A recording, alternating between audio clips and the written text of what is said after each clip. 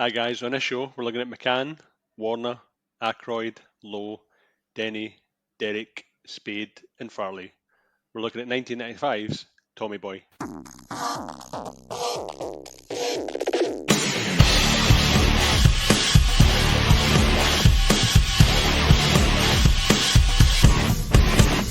Hello everyone and welcome to this week's episode of 100 Things We Learned from Film. I'm one of your hosts, my name's Plenty, and I'm a fat guy in a little coat. And I'm the face of radio, I'm John. John, how are you? I'm alright, buddy. It's the weather's took a turn for the worse, so it's taps on weather. Taps this weekend. Yeah. I'm glad to see you didn't die, because we were all worried about old people during the heat, so I'm glad to see you're all right. Oh, fuck you. Well deserved. But for once, I'm not the youngest on the podcast. We've got a guest. This one's been quite a welcoming. We've got the fantastic Stig from Modern Escapism. Hey up, mate. Holy shnikes. Now, that's yet another overused catchphrase in this. And went nowhere. Arguably, the film went nowhere. Stig, you've bought us what this week? We're looking at Tommy Boy from 1995, Chris Farley and David Spade. Oh, Spade, Farley. Why did you let Farley look after the bees? Yeah, absolutely. John, 1995. Oh God, we've done a couple from 1995. So the one that you'd be looking for is a show from a couple of weeks ago, which was Get Shorty. I don't want people to go back. I do want people to go back and listen to that because I was fucking furious all the way through that. And you were in such a mood that whole show. I hated it. Anyway, enough of that. Stig, tell us a little bit where you're from, what your podcast's all about. I'm from Modern Escapism. We are yet another pandemic podcast. Yes, because that's where all the best podcasts come Correct. from. So we're a kind of pop culture, nerd culture podcast. Every week we go over like the current news, have a discussion on that, and then we review what we've been like doing that week. So anything from film, TV, game, reading books, listening to music, whatever it is, we have a little review on that. And then we also have a weekly feature. This month we're currently doing our summer month, so we've done summer blockbusters, fantasy barbecues, holidays in fictional lands, and coming up this week will be our Heat episode, which is very apt for the week we've just had. Yeah. So stuff that reminds you of the summer heat. When you mentioned heat, all I could think was hoo-ha! I know, so did I. I just imagined everybody running about with guns. Any excuse. So fantastic. I love your podcast, as a lot of people will know. And I pay you money. I am a patron for your podcast. Or at least I was. Because in the most recent episode, John, you won't know this, and listeners, you might not know this, but in the most recent episode, you did a patron special where Oodles decided to do what I would call snog, marry, kill, or snog, marry, avoid. Pretty much, yeah. Yeah, but it was because he fancies himself as some sort of hipster ute, right?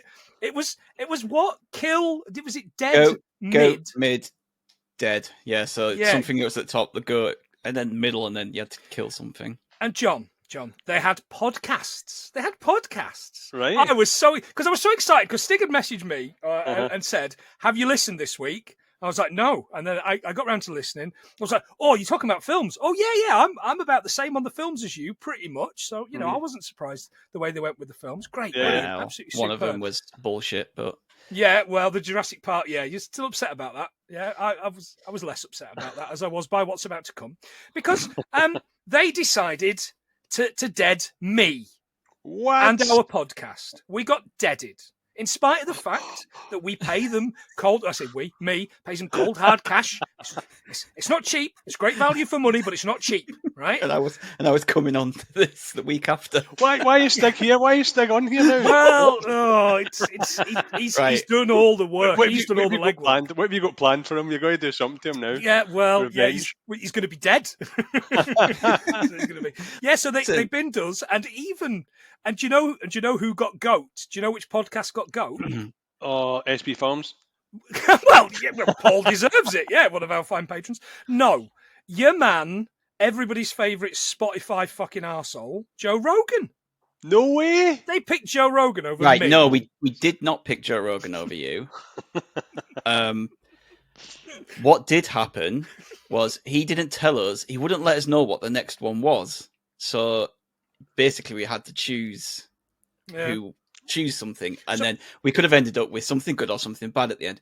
But the only reason that it sounds bad, the only reason that it ended up, because he was tricking us with stuff, that is because Panty has another podcast and he loves to go on other podcasts, so he'll be fine. Your beautiful Scottish dulcet tones, they'll be fine. They'll find their way onto another podcast. Don't try and suck up to me, boys. Don't try and suck up to me. So, yeah, well, look, we've made you feel awkward enough, Stig. Yeah. And look, all jokes aside, is a great podcast, which I was fortunate enough to go on before it went to fucking pot. Okay, so everybody knows. You two have watched the film. I've watched the film loads. I've really enjoyed this. And we've all come up with a few things. Jump in when you've got something, but I'm going to run us through the film. Are you all ready to go? Ready. yes. Okay, so we start with we start with the bin, which is where Modern Escapism is at the minute. No. Yes, Stig, come on and promote your podcast. But the week before, slag us off. I'm not bothered. Hey, honestly, don't bother. Hey, we ended up putting Gadget in the bin as well. So. Yeah. Good old Gadget. When Gadget and I, we're like that. You like. How are we going to edit this? Will we edit out all his jokes? There's no punchlines. It won't be hard. Lots of bleeping. Stig died on the way home to his planet. Anyway, so little Tommy is late for school. Oh, it opens up before that, however, to tell us it's a Paramount picture. I'm going to start early, boys. Paramount Pictures is the 5th oldest surviving film studio in the States. Founded in 1912 by Adolf Zukor, it's not such a popular name now, as Famous Players Film Company. They own, amongst what seems like a million other things, Nickelodeon Films, Black Entertainment Television, which I can only assume, as I don't know what it is like 24-hour Jack Black TV channel? Does someone maybe prod him awake and go, Jack, someone's tuned in, Jack, be funny. I don't know, I think. They also own Miramax, and I really liked this. They had cinemas in the UK in the 30s, were eventually bought out by Rank, the guy with the gong, bong, and were eventually acquired by Odeon in the end. Right. Final point on that, it's not really, but it's kind of related. I was reading up on old cinema because I love old films. Samuel Goldwyn of Metro-Goldwyn-Mayer fame was originally called, when he moved to America, Samuel Goldfish. He changed his name to be taken more seriously. Was that on Wikipedia? Because that sounds a bit fishy. No, it's real. I've looked it up. It's real. It was because I was reading it on Wikipedia, and I moved to another article to make sure. So little Tommy's late for school. He's getting out of this treehouse, and I was expecting. I hadn't seen it in ages. I expected him to fall out of this treehouse. I really did expect tumble out of the treehouse. He doesn't. Between 1990 and 2006, an estimated of 47,351 patients under the age of 19 were treated in the US for treehouse-related injuries. Jesus. The bar is set low, boys. I thought I'd gone deep with some random obscure facts, but you've not even touched on Lorne Michaels yet. Well, I didn't do the Lorne Michaels because I knew one of you would, John. I didn't know. So Lorne Michaels, as a Canadian-American actor, comedian, and film television producer, he's best known for creating and producing Saturday Night Live. Mm-hmm. I just known him for his films. I didn't think he was a producer for much, but turns out he produced loads of shit, like Kids in the Hall, The Tonight Show. So 30 Rock. Yeah, I just knew him for his square sausage. That's what I thought. As soon as I seen it, I'm like, Lorne. Farley and Spade were like Saturday Night Live guys at this point, weren't they? So that makes sense. Yeah, because Farley's in both of those Wayne's World movies. Yes. And later we get the ill-fated. Anyway, we'll come to the ill-fated stuff, I guess. He's running after the bus, which he misses. He runs through a hedge. We hear the catchphrase "Holy shnikes," which you've already done, and this character Richard scolding him for being late again. We fast forward through all this. I have something, please, before you move on. His lunchbox. Yes, I couldn't tell. Yes, it's a Brady Bunch lunchbox. So the Brady Bunch, an American sitcom, aired for 5 seasons from September 1969 to March 1974. It spawned 5 spin-off shows. 1995 had a reboot movie with a sequel in 96 and another in 2002. And the Brady Bunch had 4 studio albums. What? Jesus. Yeah. I couldn't make out the picture on it because I downloaded it. I was watching it in standard definition, so I couldn't actually see it. No, so. I couldn't. I had to do a bit of a deep dive to find out what it was. Wow. Right. I assumed it was because I thought the first time I watched it, I'll get that in the second time. And the second time I watched it, I was like, "Is the Honeymooners?" ? I don't know. So well done you for finding that. That second Brady Bunch movie, by the way, that came out in '96. I mentioned this on the podcast. Didn't get a cinematic release because there's a bit where I want to say it's Bobby or one of the kids has some nunchucks. Oh, And really? he has a dream where he's got nunchucks and he's doing the kind of the Michelangelo thing. And they were banned from BBFC, wouldn't put them in cinematic releases of films until I think 1999. That's why the turtles were called hero turtles over here, weren't they? Exactly right. They weren't allowed to depict like ninja things. I mean, crazy, Yet we were allowed to see Sharon Stone's nice beaver. Nice beaver, thanks. Leave it to Beaver.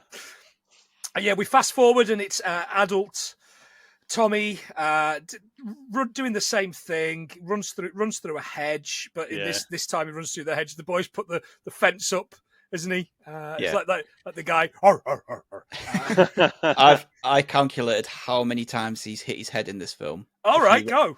No, I'll. You're gonna do it at the end. Okay, great. I'll see if you can guess how many times he hits his head in this film. That's all a right, quiz. okay. A quiz. Okay, yeah, I like that.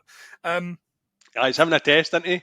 He gets through his test. He's running the test. You're right. And there's this guy absolutely petrified as he's running towards him in his double denim, and it's really understandable to me because I think Tommy looks like the kind of angry loner who spends nights on Reddit criticizing women.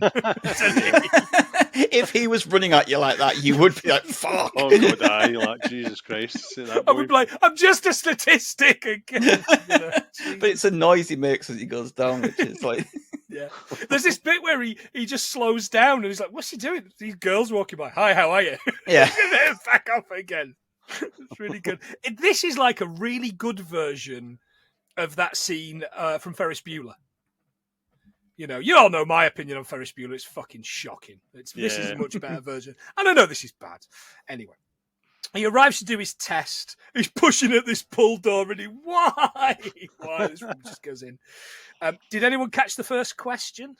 Yes. We've seen it in National Treasure, so we've already covered this. John Hancock. We have covered the... I did. I wrote that. I put Thomas Jefferson, James Madison, and John Hancock, Founding Fathers, but you guys have already covered that in National Treasure. Well done. Good work. Yeah, but we didn't cover. We've covered Herbie Hancock as well. We have, John. Yeah, we've written all this down. Well done. So John Hancock, we've got a couple of things. He was the first and the third governor of Massachusetts. That Bee Gees song. He was succeeded by Samuel Adams, who I can only assume from what I know, it's just some bloke who makes beer. I don't know much more about him. It's my beer. Drink, bitch. He writes Herbie Hancock, of course, and we know Herbie Hancock. What we didn't know about Herbie Hancock, because we covered him in what? Do you remember what we covered him in, John?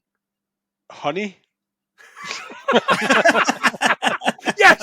Yes, we did. Oh, it was Death Wish. Absolutely, the original Death Wish. Yeah, he marry did me. He did the soundtrack for that. But he's an Oscar winner. He won an Oscar for Best Score for Around Midnight. Sorry, Stig, did you have that? I did have that one, yeah. You did. The fact stealer. What else have you got for him? Just that he did 42 studio albums. His last one was in 2010. And then Round Midnight is a 1986 film about Dale Gordon, a jazz musician, losing his battle with alcohol. Cheery stuff. Cheery stuff, listener. The honky tonk man all over again. Well, I tell you what's a bit more cheery is he also did the soundtrack to Action Jackson.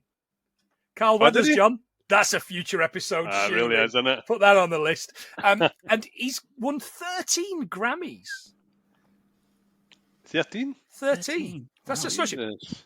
Including that one for Rocket, which is the piece of music that you keep forgetting. You know, bam, bam, bam, bam, bam, bam, bam, bam, bam, bam, bam, bam, but you keep going, I don't know it. Every time I mention it, so I'm going to say he's halfway to an EGOT. Looking at his results, and lads, he gets a D+. A D+. Now, I looked at this and I was kind of like, what? Surely that's not a pass, That can't be a passing grade, but apparently it's a passing grade. Yeah, maybe he only needed to get a minimum of a D+ because of his other results. 60% is a pass in America. So a D would get him. Explains a lot. We're not sorry, American listeners. We do this every week. Stig knows how it works. Hence all the treehouse incidents. Sorry, guys. No, you're not. He's at Marquette University. It's in Milwaukee, Wisconsin. And it's one of the top 100 colleges in the USA, as voted by US News website, founded in 1881. Mm-hmm. There you go. So he passes on this D+. He's at a party doing handstand bong hits. Yeah. Now, does that work? It's called a TARDIS. Yeah, it's called a TARDIS. We called it a TARDIS. We didn't use a bong, but we just used other implements. But it's called a TARDIS over here because it's something about being bigger on the inside. What? Your mind expands your mind. All right. Oh, okay. I'll keep you down to the ute, big man. I'll get you down to the kids. Ute. Aye, all right, Grandpa. Fucking hell. Yes, it does work, and the reason it works is because the blood rushes to the head, and I'm not going to tell you how the body works because I don't know. You're going to tell us I'm married. I don't know. Exactly. Yeah, so he gets a D+, and he's telling his mates he's going to go back to work on his dad's loading dock. I'm kind of like, okay, that doesn't sound like the best job in the world, but whatever. So I've got here that he's part of the Marquette rugby team. Yes. So I looked into the rugby team to see if there's any interesting facts about them. Mm-hmm. Not a lot. Started in 1969. In 2015, they went the whole season without a single win. And then 3 years later, in 2018, they won every game and then got knocked out of some kind of Sweet 16 thing. You know how American sports do a season and then they go into knockouts. So they won all that. Introduced the women's team in 93, 94. I couldn't find any information on if they actually won any championships, though. Okay. Good work. Fantastic. While we're on the subject of rugby, announced today that the Rugby Football Union are refusing to allow trans women to play rugby. So just while we're on it, fuck you, the Rugby Football Union. Just fuck you right in the arse, you fucking arseholes. There you go. That's it. I've said my bit. It's been weighing on my head all day, that. I hope I get the chance to say something about that. And there you go. Calm. Woosa. I can't do it. I've got cans on. Doesn't work. On to Sandusky, Ohio. Yeah, what have you got on Sandusky, Ohio? What have I got? Situated in North Ohio on the shores of Lake Erie, Sandusky is located roughly midway between Toledo and Cleveland. Its population in this film was 29,764. Mm-hmm. Do you think it's gone up or down since then? I'll ask John because I know. Because I've got it written in front of me. I'd say it was up. I've got other facts, but I'd say it was up. I thought it was up. Apparently it's down. What? By 5,100 people. Did they all drown in the water park? I assume it's because loads of businesses shut. Yeah. I assume it's one of these places that similarly makes a lot of car parts. Yeah, I imagine that they've chose that place for the film because it is in the film. If that place goes bust, then the town goes down. So I presume it hasn't ever expanded. Named the best coastal small town in America because of its world-class amusement park, Cedar Point. Okay, it was ranked number 1 by Forbes in 2011 as the best place to live cheaply in the United States of America. There you go. What? Right. And I've got, it's known as Ohio's water park capital due to the popularity of the all-year-round indoor water park resorts. Excellent. Not to be confused with the water sport capital, which I guess was Mississippi. I don't know. I haven't really thought that through. Moving on. I was looking at that municipal airport. Yeah, go on. They must have been called the municipal airport, but apparently Sandusky County Airport is a county-owned public use airport. Right. Oh wow. Who knew? It's a little bit like Prestwick, isn't it? The Leeds Bradford. In fact, Leeds Bradford's all right. Teesside Airport, Stig. There you go. That one's a bit more like it. Am I right? There's like 4 flights a day. It's not barely an airport anymore. Whatever they call it now. Durham Tees Valley? Yeah, Durham Tees Valley now. Did Elvis go to that one? No, he did not. Oh, will you fucking shut up about Elvis in Scotland, man? Every week. Every week. It's a good fact, but we've had it.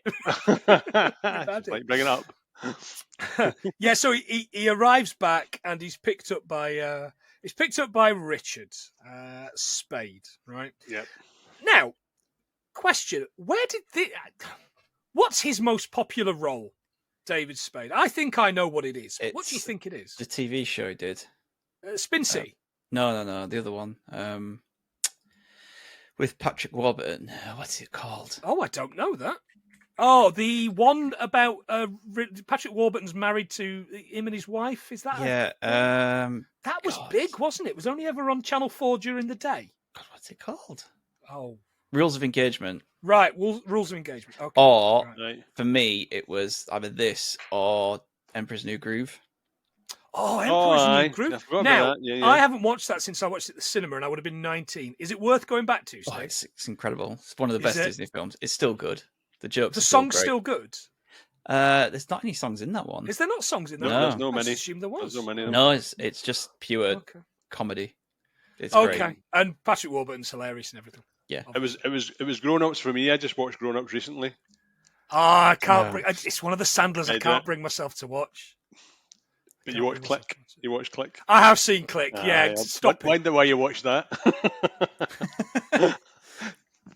Love Kate Beckinsale. Because Sandler always casts hot women as his wife. Exactly. Kate Beckinsale's dad's from Nottingham. There you go, John. We can all do it. We can all fucking do it. Anyway. What?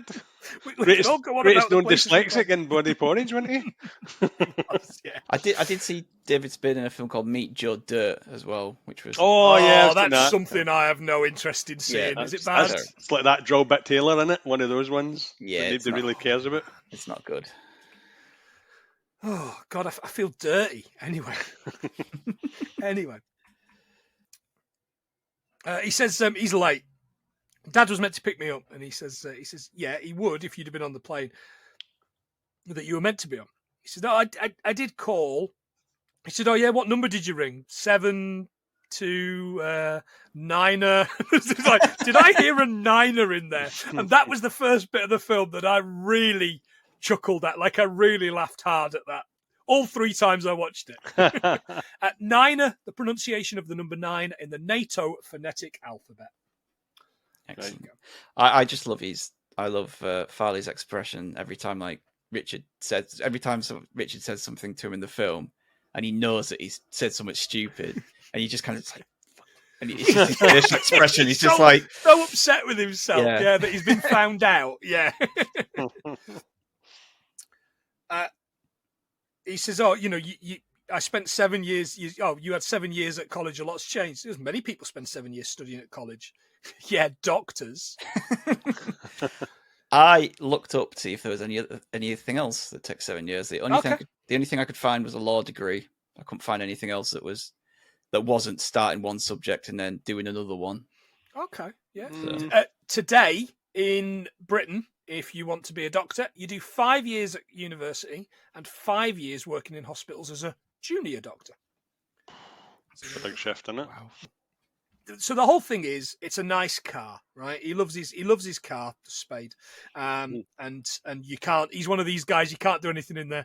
He once chased me around the garden with a stick of wood for leaving half a Mars bar in the glove box. It's been a long time since I've done a Shaun of the Dead reference. Let me have it. So he puts these M&Ms on the thing. Look, can you not eat candy in here? Did you see the M&Ms on the thing? Did you see the size of the bag? Yeah, and it said like 76 cents on it. 65 cents, wasn't it? I was like, man, those halcyon days of cheap chocolate. Right, so this is where my fact of the show comes in, right? So it just happens to be 1995, okay? So 1995, tan M&Ms have made its official exit from the brand because it was alleged that it says that it was unnecessary to have 2 shades of brown, so they actually just removed it and put in blue. Tan?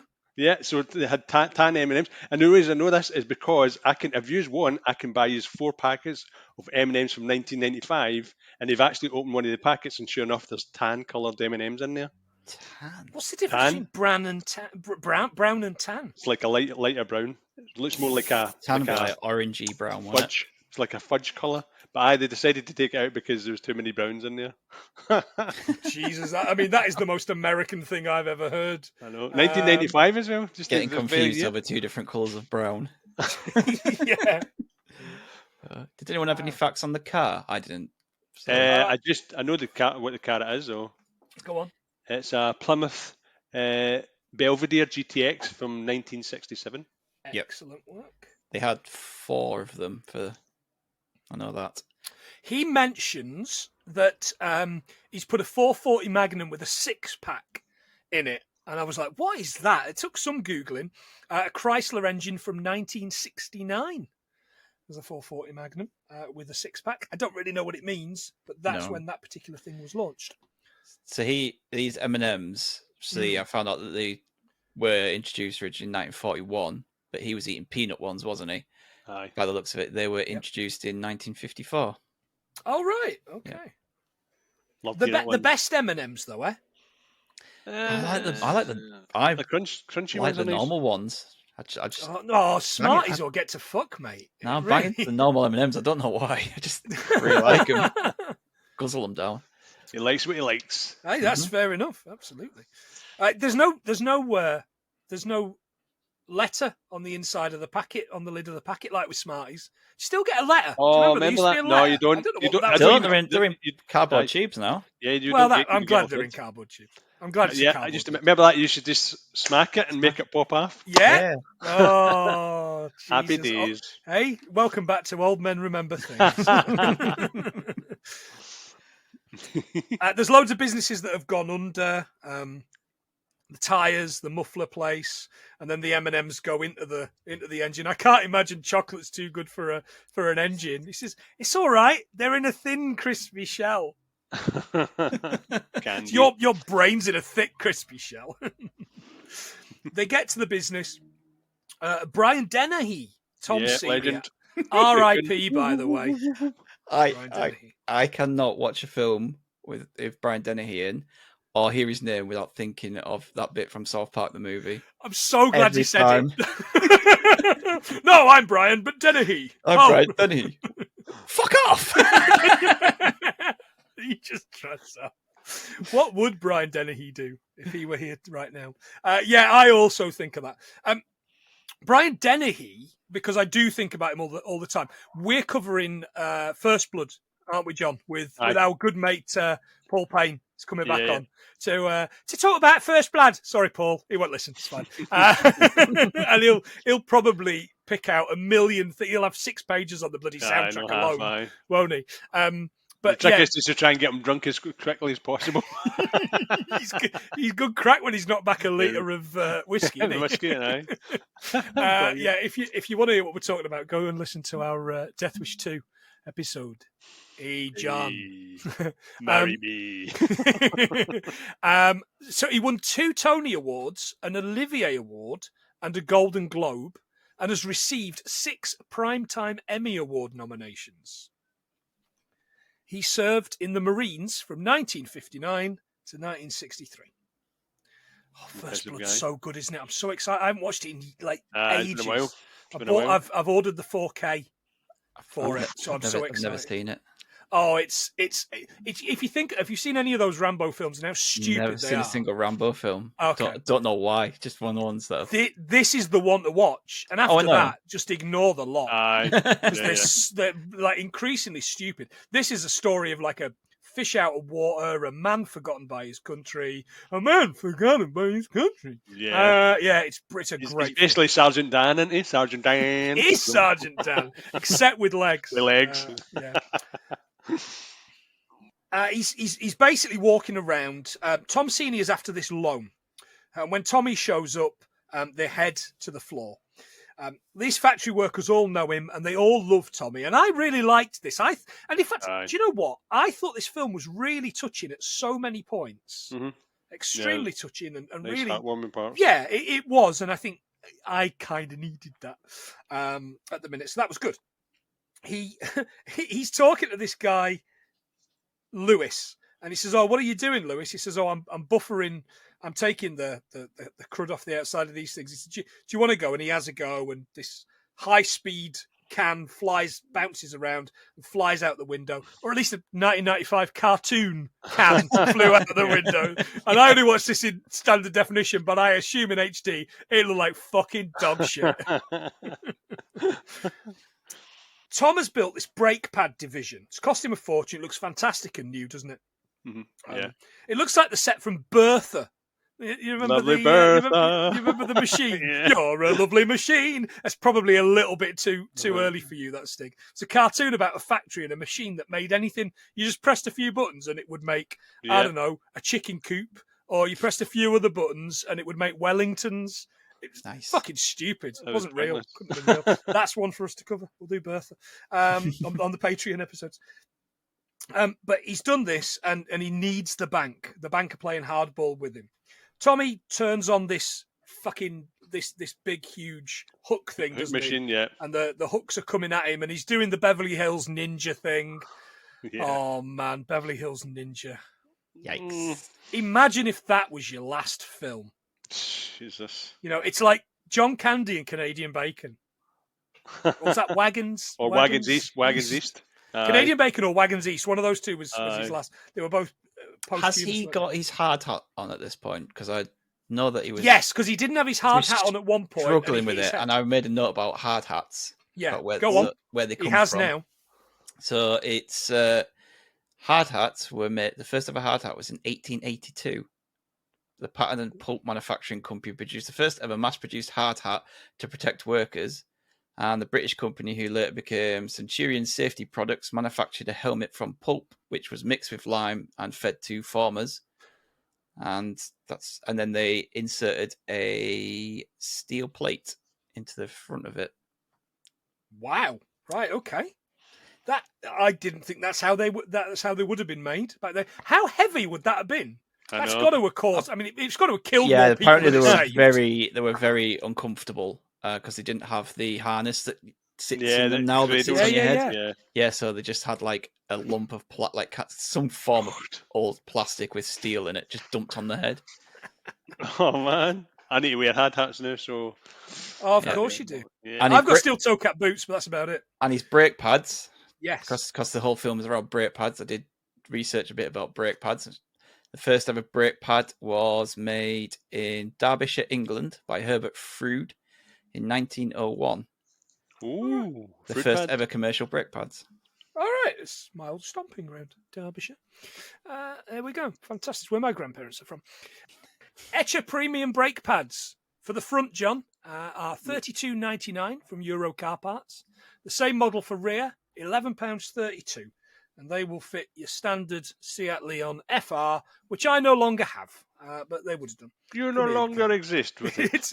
It no longer exists. It's been fucking crushed, probably, like all of my dreams. Anyway, he goes back into his office. Tom Senior's got a surprise for him, and the surprise is he's got his own office with his name on. Yeah. He's got a fridge. You know, he could put a freezer, 6-pack of beer, soda in here, candy bars. You can do everything. Yeah, anything you want to keep cool, son, is a great exasperated. But it's played so well, this, because he's exasperated, but he loves him, doesn't he? It's brilliant acting from Denny. Yeah, it's like much better acting than this film deserves. It's like the bit where they're walking up to the office and he's like, "Can I take my hands off my eyes yet?" It's like, I didn't tell you to put them on there. Yeah, it's great. That was good. It's very good. And then Richard comes in and he says, "Oh, welcome to his office." Oh yeah, he's got a window. Of course he has, because he's been here 10 minutes, which is kind of bitter behaviour. Richard is asked, or basically told, to look after him. That's the job. But Richard is just there for his John Hancock. Of course, the joke is it's Herbie Hancock. Yeah. He gets given a magazine of all the products, a catalogue of all the products to read. And Richard says, it's called Reading. Take a Tylenol for headaches and a Midol if that's no good. Tylenol, American, of course, brand name. We would know it as paracetamol. And Midol is for cramps, period pains. What? But we would know it as ibuprofen. Brufen? Yeah, there you go. Would you believe? Get some Brufen from a doll. Well, period pains. Getting off a bus is bad guy Rob Lowe, right? We know he's a bad guy because there's a kid pulling faces on the bus and he hits it. Aye. And then he finishes drinking his milk, because bad guys drink milk. Exactly. And old Glaswegian men. Was that a Greyhound bus by any chance? It was a Greyhound bus, John, yeah. Founded in 1914 in Minnesota. It was a place called Hibbing. Or Hibbing. Aye, Hibbing. What a place. Okay. Yep. They have to serve 123 routes. They have 230 service stations and 1,700 buses. I had all of that. Thanks to that Wikipedia article we all went on.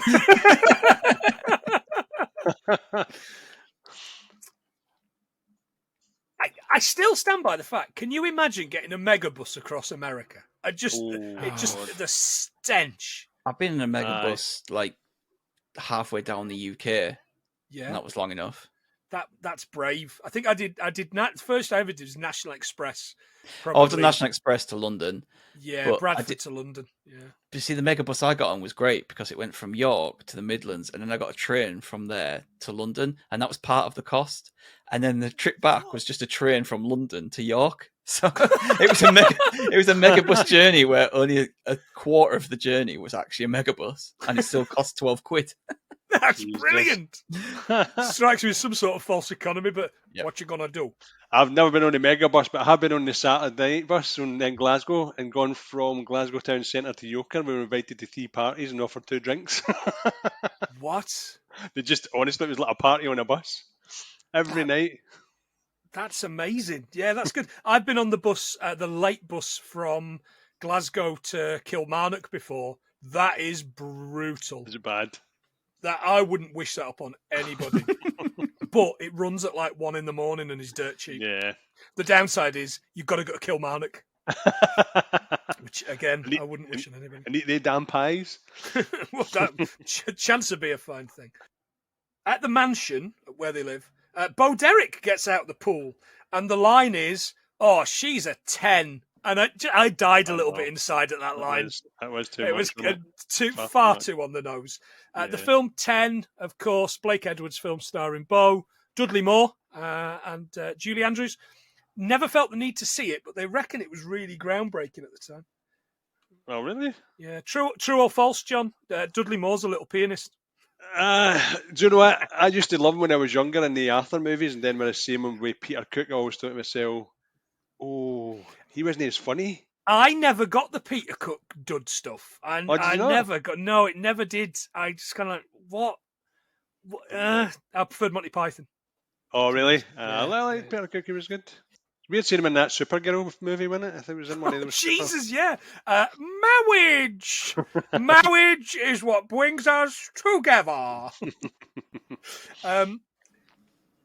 So Tom's asked Beverly to marry him. They're getting married on Saturday. She was a trainer at this fat farm, and she's got a son, Paul. Now, I will refer to them, because I've forgotten their names already. I will refer to them as Rob Lowe and Bo Derek from here on in. All right, Robin Bo. Oh, right. So, do you want to know what the age difference is between Bo Derek and Rob Lowe? I would love to know. 7 years. He's really? 7 years younger than her, and yet he's meant to be playing her son. Oh, That's like Forrest Gump, isn't it? That's like there's only Sally. like 11 years between him and Sally Field. aye. Yeah. But Jesus. I do kind of feel they could get away with it if she'd have got pregnant young because of his boyish, like, young Oh, looks. yeah, he's part of the Brat Pack, wasn't he? Yeah, but the thing is, keep in mind, he doesn't look any older today. Aye. He's got fucking painting Aye. in his attic somewhere. Definitely. Literally in his attic. In Parks and Rec, he just looks really young. He looks literally the youngest man alive. Yeah. I love him in Parks and Rec. He is hilarious. He's So brilliant in that, and I was he's certain that fantastic. wouldn't work. I didn't like him. I As soon as I seen his character, I was like, he's going to be a dick, but he was really, really good with it. Love him, don't you? Yeah, Aye. he's. I mean, there's not a bad character in that, except for Mark in series 1. Mark in series 1 is not a character. You know, he was the town planner. Aye. So he was the town planner that had a thing with What's her face? Rashida Jones. Aye. Oh yeah. I mean, you could skip most of season 1 anyway. Yeah, season 1's shocking. In fact, I watched maybe the first 5 episodes and fell off it completely. Refused to watch it until about 15 people have said, you've got to keep at it. Get into series 2 and it's brilliant. And do you know what? They could not. I've watched it 3 times. They totally turned it round. Yeah. Anyway, we're not here to talk about that. We maybe should. So he turns up. He said, brothers don't shake hands. Brothers gotta hug. He's such a lovely little character. They're driving through town. Oh, there's loads to do here. There's the livestock auction. Yeah. Where we can check out the 4-H girls. So that's a thing. The 4-H is a livestock judging contest hosted by the 4-H Club, an outreach of Iowa University. Oh, I thought it was a strip club or something. Well, yeah, you would think so, and I think that's the joke, you know. There's late night pitch and putt. I would be at the late night pitch and putt all the time. I'd give that a go. Canned up, I would. Mm-hmm. And they decide that they're going to go to cow tip. So they go cow tipping, right? Mm-hmm. This was Rob Lowe's idea, apparently, for the script. Oh, right, okay. Yeah. Oh. Well, and it works. It's a fun little kind of relationship thing. I've written, is cow tipping illegal? Yes, very. In Canada, you can get a fine of up to 10,000 Canadian dollars, which I think is about 400 quid. So the average weight of a cow for a male bull is 1.1 ton. And a female cow is 720 kilos. So when that cow steps on his head should just be mush. Like a walnut. Yeah. But that went in the head knocks, because even though he doesn't really react to it, it's still a knock to the head for me. Getting a 700 kilo cow step on it. Yeah. And apparently they don't sleep standing up as well. When they're in REM sleep, they lie down like horses, but it's a misconception that they sleep standing up. Okay. Yeah. Good to know.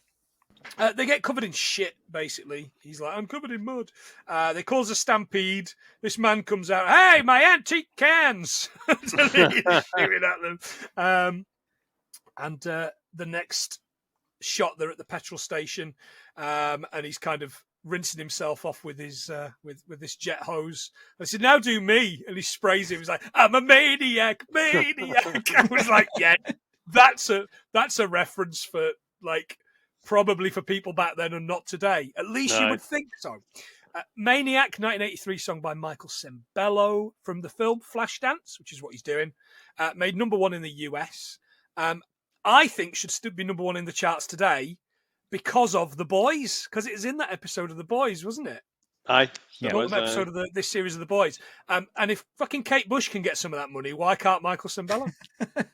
You know, exactly. I watched this film when I was younger, and so I think it's a 12, and I wasn't 12 when this came out. It just used to be one of those films that my parents thought was okay for me to rent from Blockbusters.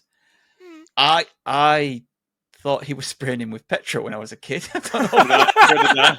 So did I. And then when I seen that clip, I was like, man, in this day and age, they can't have him spraying that petrol. That's cost millions. How dear is that? But I was the same when I first saw it, but then when I watched it, I realised, I remember that again. I was like, God, I thought that was petrol. Petrol I'm sure you two are mixing this up with with that Ben Stiller film then? No. Literally, that it was. He was just standing there because you don't actually see what's at the end. You just see premium. That's and true. That's very true. You get to see the last one. So yeah, I love as well when he sprayed him with the water. He looks like a panda because the mud that's still around his eyes. Yeah. Oh, he's like, you eat paint chips. Yeah, do you love paint chips as a child? Why? Paint chips, I thought, was just like flaked off bit from like pipes. It turns out a paint chip is one of those testing things, so you can take them home, put them up against your wall, and see, like a colour chart. Oh, I didn't know that. I generally thought it was just him peeling paint off a wall and eating So them. did I. I thought that for years. No. I thought it was like wood paint chip. joke. I thought it was like wood chip wallpaper. Yeah, I also thought it was a lead paint joke. I was certain of it, Stig. Yeah. So I was blown away by that. Absolutely blown away by that. Tommy's doing Vader impressions into a fan. I did it earlier in the week. It was red hot. I was doing it earlier in the week in the office. And I think my new colleagues are looking and going, Jesus, did he eat paint chips as a child? I still do that, and that's because of this film. Whoa. Tommy messes up not knowing the difference between Columbus, Ohio and Columbus, Georgia. One's 2 days, one's 1 day. And he meets Michelle from school. She does all the dispatches. She doesn't use a filing system because she's got her own system. I worked out. Well, I say I worked out. I let Google Maps work out. The difference between Columbus, Ohio, and Columbus, Georgia. Yep. It's 671 miles. It's a 10.5-hour drive, so it's not exactly like it's.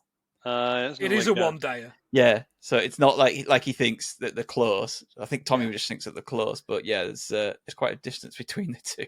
Yeah, isn't it just? A fair drive. Tommy turns down donuts because of his, I've got a little weight problem. I used to grab 2 bear claws at a time as a kid. Bear claws, I was like, what the hell's a bear claw? We don't have those here. They're kind of like a croissant, but they're ridged for my pleasure, I assume. And they're full of almond paste. So they're kind of like an almond croissant. Yeah, I looked up that as well. Yeah, I also actually looked up Dunkin' Donuts because that's the donuts that she offers. It is, yeah. Yeah. Yep. So they were a food and beverage coffee house founded in the States in 1950 in Quincy, Massachusetts. And they sell 2.9 billion donuts every year. Wow. That time to make the donuts guy is busy. Yeah. Do you remember the Dunkin' Donuts in Glasgow? I do, mate, yeah. That's my mind. So there was 6 Dunkin' Donuts, including a 24-hour branch in Glasgow and a bakery in Livingston. The plan was to open 100 outlets and focus on the London area, but the outlets and the bakery all closed in 1999 because they weren't getting enough money. Oh, right. Wow. Yeah, because I remember there was Dunkin' Donuts just where McDonald's is in the corner. Yeah. So, but 1999 they were all gone. They closed the bakery and turned it into the Tony Macaroni Stadium instead. we did the spaghetti ad. A Dunkin' Donuts sponsorship at Liverpool Football Club. Oh, yeah. Really? Yeah, because of they did a really stupid thing. So, they gave Neil Ruddock donuts. No, this is recently, so it's obviously because of our American owners, a lot of our sponsorship come from America. And Dunkin' Donuts turned the Liverpool badge into like a Dunkin' Donuts kind of promotional badge. Uh-huh. And they changed the Hillsborough Flame into like coffee cups or something. Oh, fuck. And everyone's like, oh, what the fuck are you doing? Like, I've never seen that. I'm just about to Google this, and I'm really going to wish I didn't. I think it's coffee cups or something, but yeah, they obviously, whoever redesigned it had no idea that the flames actually represented something. That's crazy. Let's have a look. Oh, shit. Yeah, it's all pink, and they're like milkshakes. That's it, yeah. Oh, yeah, no, the coffee cup at the top, I see. And then there's the milkshakes. Yeah, they changed the Hillsborough Flames into milkshakes. The Hillsborough Flames are milkshakes. That is brutal. That's bad. I mean, it's bad enough changing a logo, but something... I mean, not... I get it. It's America. But Jesus Christ, you've got to know what that is about.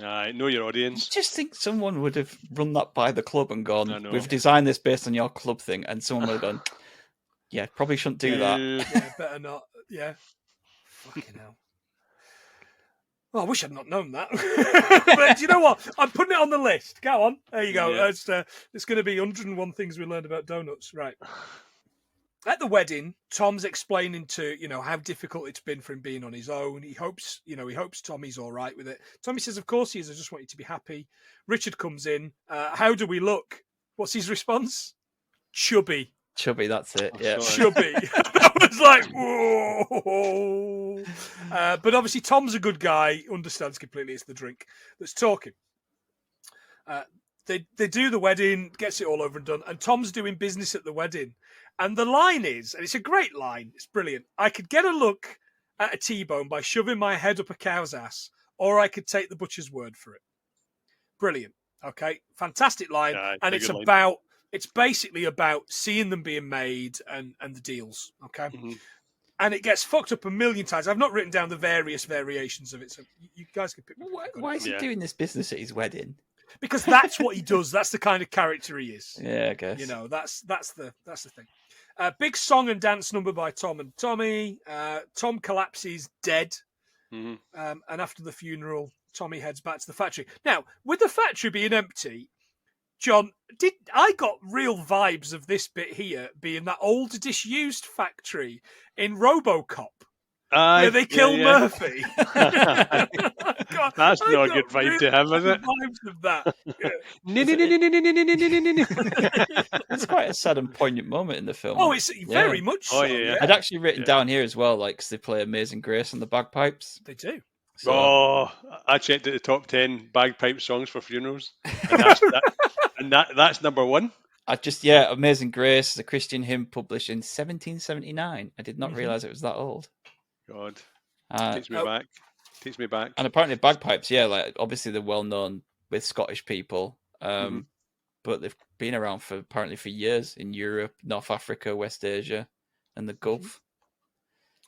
Yeah, there's an African tribe that are famous for bagpipes. Apparently, sorry, John, but it is dating back to 1000 BC, they found suggesting that they found tablets and stuff that suggest they were playing some kind of bagpiped instrument at 1000 BC. Like an octopus.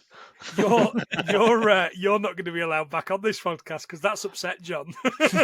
You're stealing all of his history. Dead to me. Dead to me.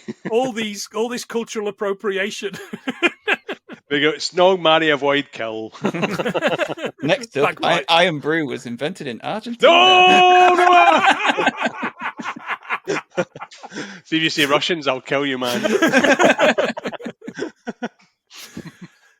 words to Amazing Grace were written in 1772 by the English poet and Anglican clergyman John Newton. Mm-hmm. I think he also did Xanadu with ELO. Oh no, that was Olivia Newton-John. Anyway, so he's on his boat, isn't he? He's on this dinghy, that's me dinghy with Michelle. And all I could think was, he said, it's a dinghy. And I was like, is it not a schooner or a sailboat? Schooner is a sailboat, you dumb fuck. It's been a long time since I've done a Mallrats reference, so I'm quite happy to get that one in.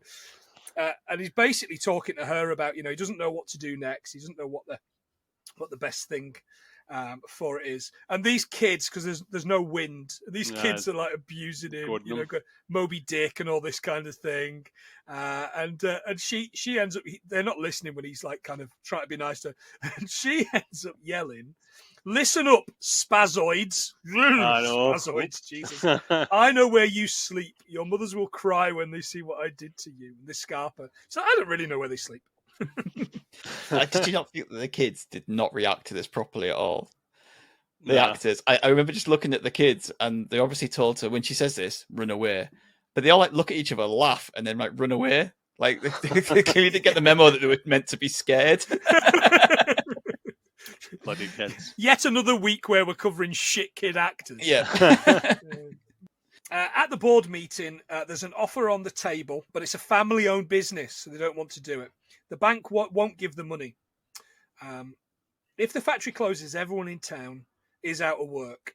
And the line is from this old woman, who I don't know who she is, and that's when the whores come in. I forgot about that. And I had completely forgotten about, and that's when the whores come in. She's just ranting about them. They're all trying to talk business, and she's like, dirty whores with them. I know. And the husband's like, you get caught one time. Once during the war. Yeah. Tommy offers his home and the inheritance as collateral. Says he'll head out on the road to get the new orders, and he'll take Richard to help him. The fun begins. The line is, no one could help baby Huey on the road. And I was kind of like, what? Is that like a helicopter or something? Baby Huey, you can Google this, is the shittest looking thing I've ever seen. It's described as a gigantic and naive duckling cartoon. And was a Paramount character. So not only does it work for the gag, it's free to use because it's a Paramount film. Oh, I've got. Yeah. Is it that or is it Baby? This singer. There's a singer. Well, there is but there's a singer also called Baby Huey. But originally the character is because I found a couple of Baby Huey songs. I just ran out of time to listen to them. Because he's a big bloke, so I wondered whether that's he is a big fella. The joke. Yeah. Oh, possibly. But then again, the duck is as well, isn't it? So yeah, the duck looks kind of a bit like Farley, isn't he? It's an obscure reference that it doesn't. Yeah, it's a reference doesn't work 50 odd years on at all. I need to have a look. I never even saw that. I need to have a gander. In the car, they're heading to their appointments. Tommy's eating fries and squeezing ketchup into his mouth. Jesus, and the line is, I can hear you getting fatter, which I think is what Rachel says to me on a daily basis. That's so gross. Just it's that. so gross. And it's that noise as well. Like noise. Yeah, the squirting noise. Yeah. In the car, he can't answer any questions right. He's asking about the product. He can't get it right. And as they arrive for the first appointment, he says, "What don't we take?" And he's like, "No shit." He's like, "No for an answer." Except they do it very easily, like 3 times. And the fourth guy, and I love this, says, "Maybe," and they don't really know what to do. Tommy says, "Look, I can explain using these cars, using our brake pads, and the car brakes and it stops." And then I've just written bits from the thing. He's smashing them up. There's a bit, "I can't stop. Oh my God, we're burning alive!" and then the paramedic turns up. "Oh my God!" The new guy's in the corner puking his guts up. The guy's like, "They set fire to the desk. I said, Get out! Get out!" Does anyone know what car he destroyed? I was looking at. I do not. No, there was a Mini there. I saw the Mini. Yeah, I was trying to figure out what it was that he destroyed, but I couldn't do it. No. Figure it out. I did write down though that he was wearing a clip-on. Right, well spotted, yeah. That clip-ons grabs him, doesn't it? Yeah, I've been around since 1928. That was the first ever clip-on. All right, okay, cool. A lot longer than I thought. Some of those. Yeah, I thought clip-ons might have been something like 60s. 60s. Like I would have thought so too. Yeah.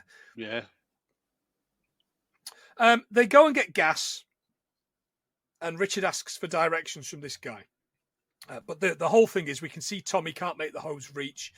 So he pulls backwards in the car, but he's got the door open, bends the door forward, manages to fix it, but doesn't get any petrol. He gets a crease at the door as well, apparently. There's a massive crease in it, and then when Spade comes back, there's nothing. Oh, well spotted. I hope someone got fired for that blunder. And he takes the door off, getting in the car, and the line is, "What have you done?" Great fun. At the annual fair, Bo and Rob are snogging. They're together. They're not mum and son, and they intend to take every penny. Michelle sees them kissing. She's kind of onto them.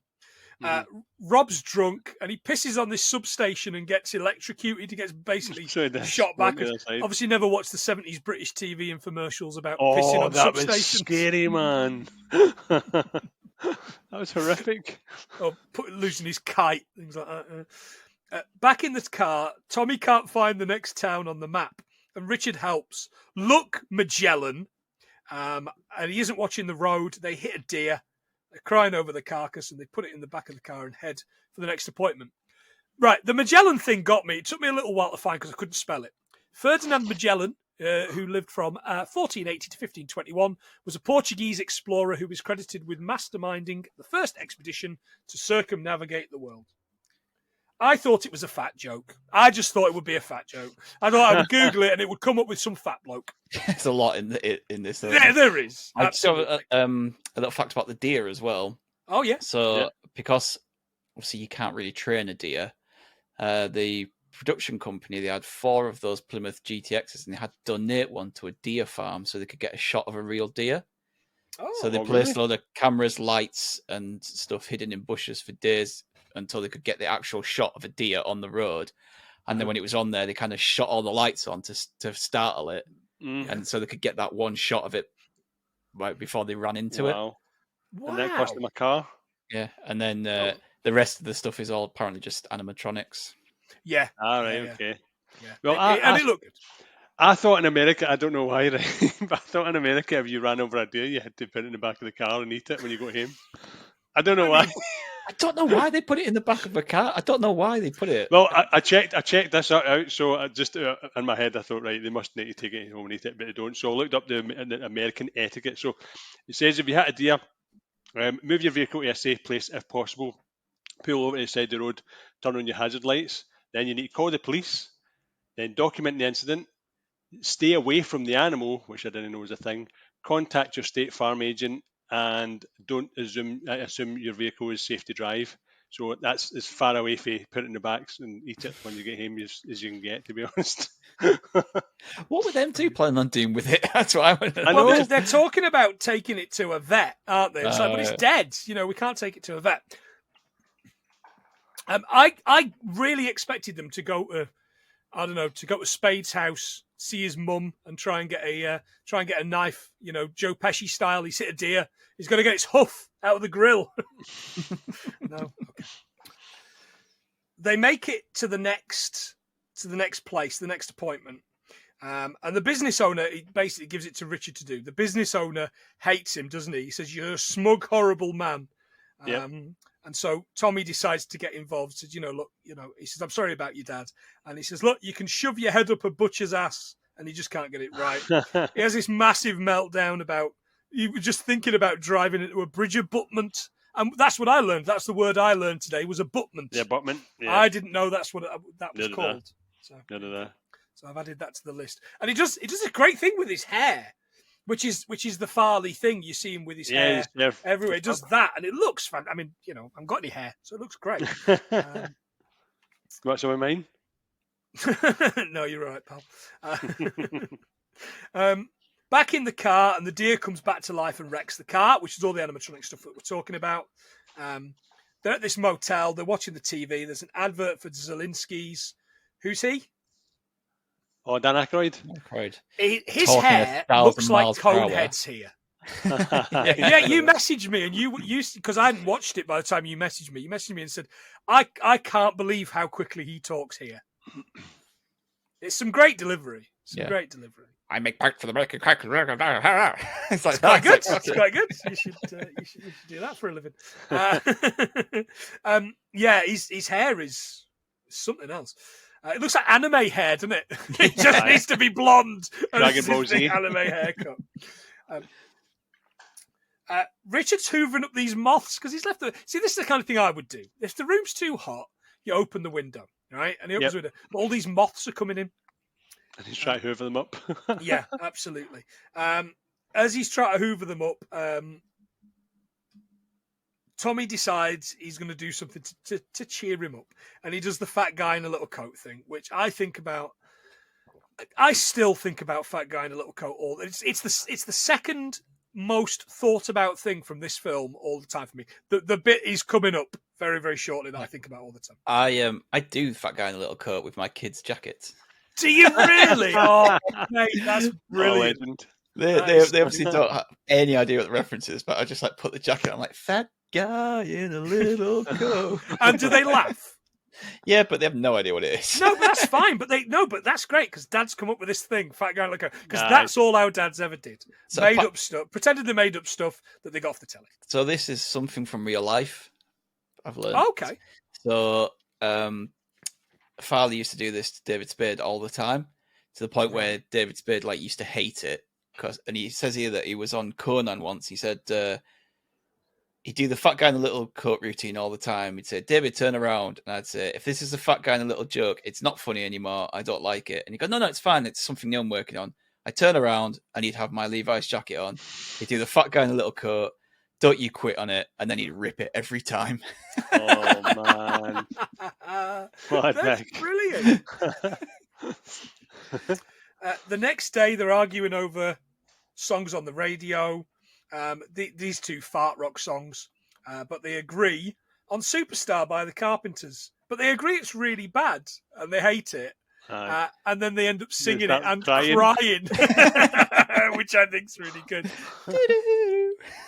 Yeah, I was into that a lot. Superstar by the Carpenters, the original version by Delaney and Bonnie, 1969. Nope, me either. But Eric Clapton played guitar on it, apparently. You know, really? Terrible father Eric Clapton. Fuck that guy. Fuck that guy right in the ass. The Carpenters version, 1971, and it made it to number 18 in the UK. Covered by Luther Vandross in 1983 as well. Oh, right. Okay. Oh. That's a lot of covers, but it's never too much.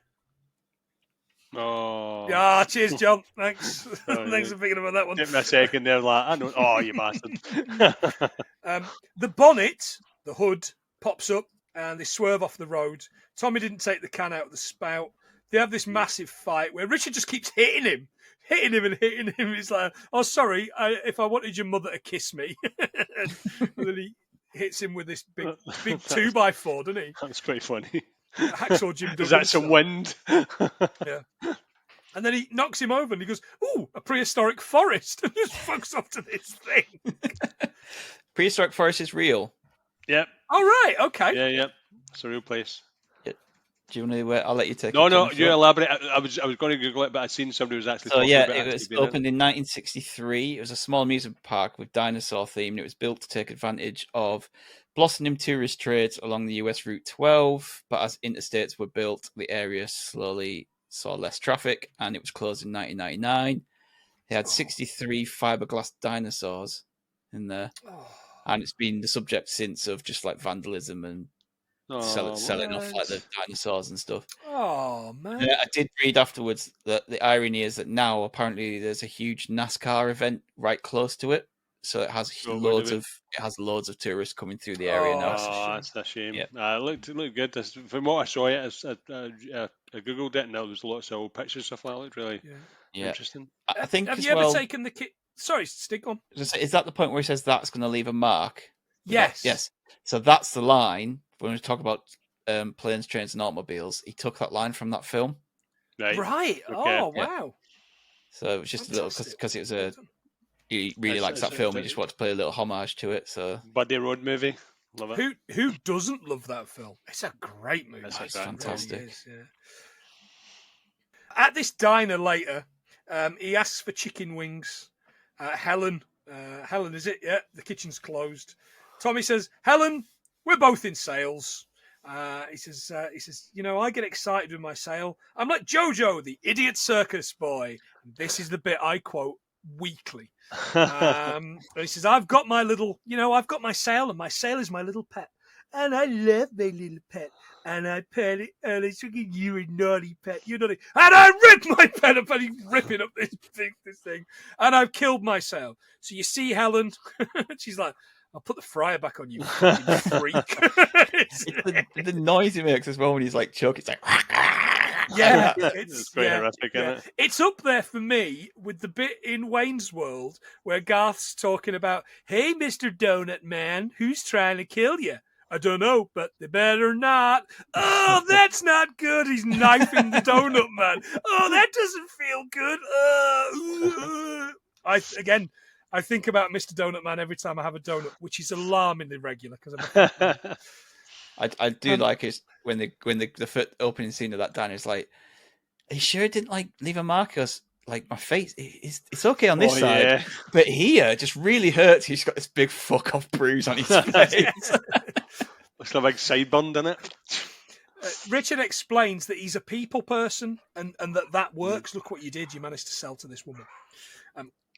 At the next day's appointment, this guy, I've seen this guy in things, but I couldn't pick him out of what I've seen him in. John, I think we've done a film with this old bald boy in. Yeah, he's definitely. Yeah, I think he's been a subject to this. Yeah, he wants a guarantee on the box. All right, and this is a great line. He says, yeah, I could put a guarantee there, and then one day the guarantee fairy comes along, but he takes money off your dresser and your daughter's knocked up. If you want, I'll take a dump in a box and mark it guaranteed. Hey, I've got time. It's great. Or you can take a quality product from me. And just like that, the guy agrees. Much to everyone's surprise. Back at the house, Rob and Bo are making plans. His plan is to stop the trucks. If he stops the trucks, he'll stop Tommy Boy. Yep. He'll be forced to sell the company. He heads to the plant under cover of darkness with this massive, assault rifle, isn't it? Yeah. Looks like he's the Libyans in Back to the Future. There's a Rottweiler on a chain, which kind of jumps but doesn't quite get him. He aims to shoot. Now, this automatic seatbelt thing was amazing. The seatbelt, as he shuts the door, the seatbelt automatically kind of comes towards him. That was so cool. But it's kind of worrying because obviously they've had to implement that because Americans want to put their seatbelt on, and it was kind of cool. But you think it takes 2 seconds just to click it in. I don't know if I'd like that, especially with kids. I mean, because I think it does it in the back seats as well. So right, I certainly wouldn't like it if I was trying to fire my assault rifle at some trucks. Oh god, it's annoying. That's for sure. It catches him, and he shoots up at this sign, which falls and lands on the chain. I mean, it's perfectly unexplicable, isn't it? Lands on the dog chain, and the dog jumps into the car and gets it. Everything that happens to him is just pure slapstick. Yes. And there's another slapstick bit coming towards the end of the film, which I'm kind of like, it's funny, but I've watched it 3 times now this week, and I don't feel like I ever need to watch it again. But this bit where the dog jumps at him, it's very Jurassic Park, isn't it? Good doggy. It's a proper Nedry job. That night, Tommy and Richard at the hotel. Tommy heads to get a pizza. He says, the only question I have got is Chicago style or thin crust. Chicago style is just what we would call deep pan. Yeah. Or fat pizza. I thought Bossman Pizza Shop is what I would call it. I thought Chicago was like the one like a pie, like a. It is, it is a pie, but the Americans. But we don't really have that. No. We don't have that. You get a Chicago Town one for like 99p. Chicago Throw in Town. the microwave on that bit of cardboard. And it melts your mouth, burns all your lips. Yep. It does, yeah. Whilst he's away, Richard's perving on some woman at the pool. Oh, daddy likey. It's like, nobody's round, it's naughty time. And I'm like, this such is a creep. Awful. Yeah. That's so creepy, isn't it? He's jerking off watching as Tommy comes in. And he jumps under the covers. Richard, were you watching Spanktravision? I was like, what? And the jokes are, do you think she's got a boyfriend? Do you think he plays for the Yankees? Or is he Buddy Wackett? Okay. Yeah. Have you covered Buddy Hackett before? We have covered Buddy Hackett about 4 times, and I have absolutely no idea what one's in. Because I was like, Buddy Wackett, so I was like looking it up, and I was like, okay, it's Buddy Hackett to play on that, and then I looked up some things on Buddy Hackett, and it came up with Scuttle the Seagull. I was like, I'm pretty sure I heard you guys mention that he voiced. Oh, yes, somebody Scuttle mentioned Scuttle. It was a guest. Yeah, and the Little Mermaid. So I was like, that goes my fact. Oh man, yeah, we've done that one. I can't think who that might have been. No. I'm sure whoever it is doesn't listen. So I did look up the Little Rascals though. I also looked at the Little Rascals. Tell us what you got, because I've got a lot. Not just I've got Little Rascals, a 1994 American family comedy film. It is based on Hal Roach's Our Gang, a series of short films from the 1920s, 30s, and 40s. Yep. That's exactly what I've got. It apparently coming back on Netflix. Who the fuck is that for? Who's watching? Who cares? Who is standing for the Little Rascals in 2022? I didn't even care about it in 94, and I was the age that you were meant to care about them. Have any of those kids gone on to be anybody? No idea, to be honest. And also, didn't Mo kill the original Alfalfa in that episode of The Simpsons where he was a child He was a child actor, and it's okay because he was an orphan owned by the studio. I seem to remember that line. I don't know why. I don't know why I remember that. Anyway, looking at this list, no. Maybe. They're all dead, right? They were all orphans owned by the studio in '94. What was it in kind of like '92 to '94 where? Like they kept doing those.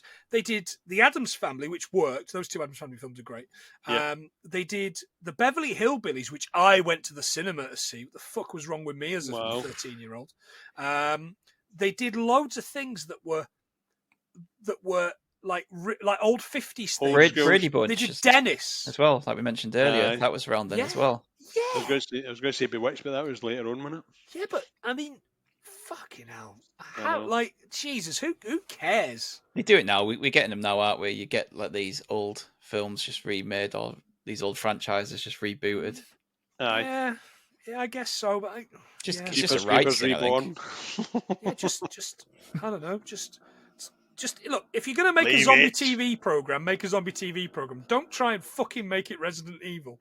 Anyway, I haven't listened to this week's Modern Escapism yet, so I don't know what everyone feels about it. I'm quite enjoying that. I'm quite enjoying it actually because it's so okay, stupid. right?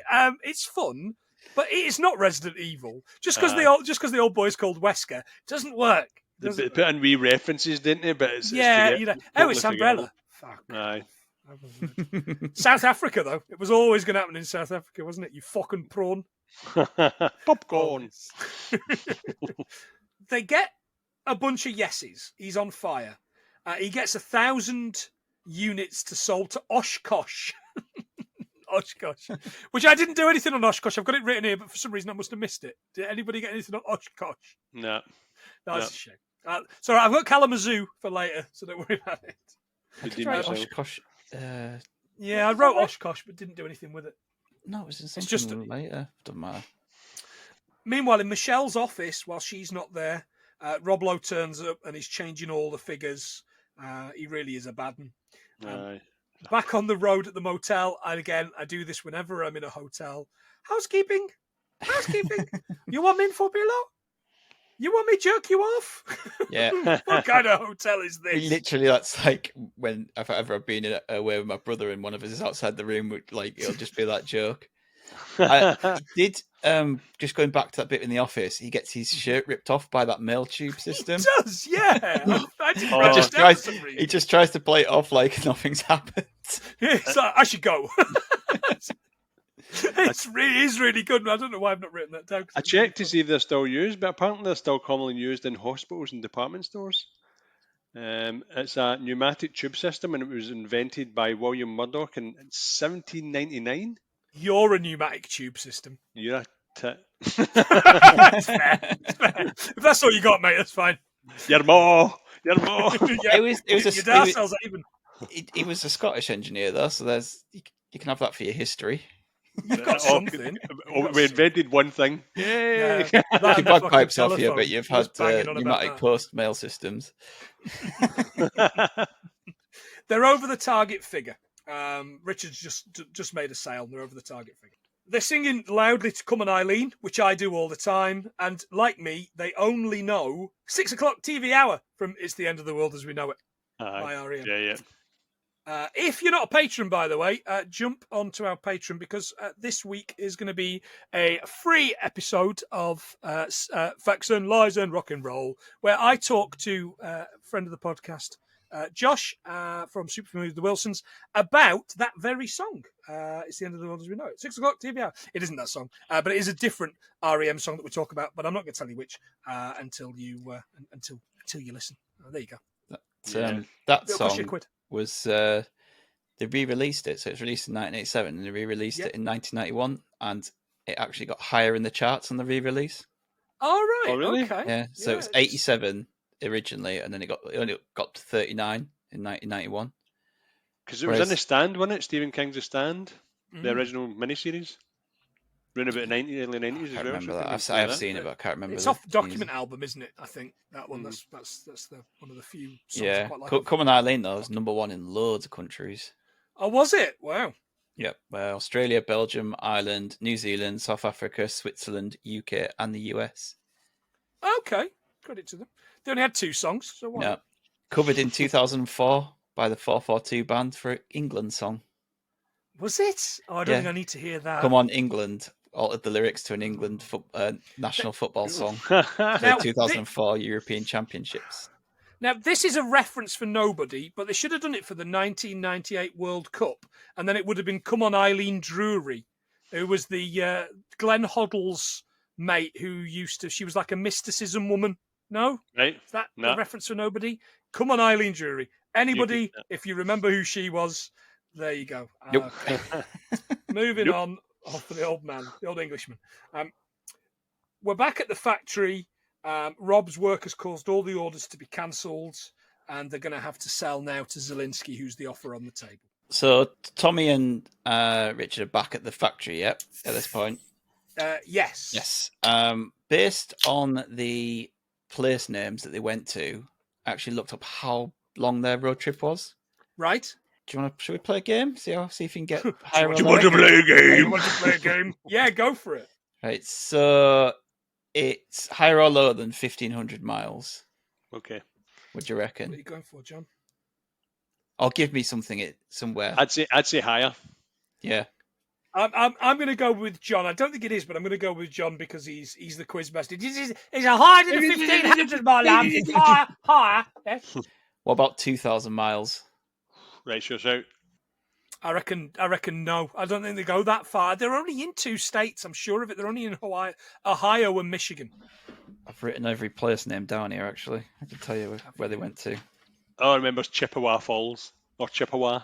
So. Kalamazoo, Oshkosh. They go to Detroit.